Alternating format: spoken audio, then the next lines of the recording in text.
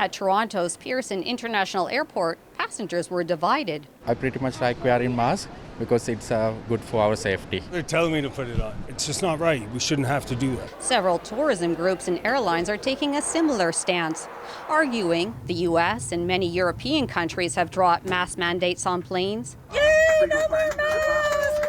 So it's time for Canada to follow suit. We think that the mask mandate should transition to an optional policy.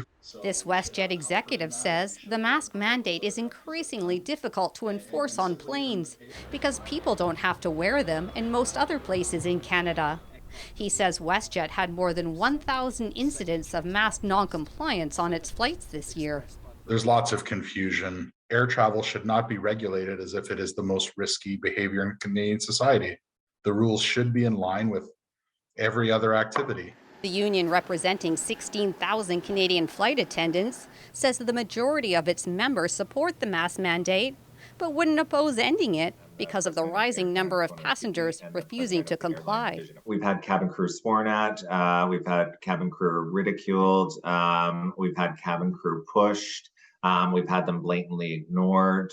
We've had some airlines that have had to offload passengers for non-mask compliance. A good N95 mask will block 95% of particles. This emergency physician says the mask mandate on planes needs to remain. He argues planes can be crowded and that their ventilation system isn't always protecting passengers. When you're boarding or getting off, the air doesn't circulate. So someone coughing at the end of the plane can infect everyone else in that plane very quickly. Transport Canada declined to comment on the fate of its mask mandate.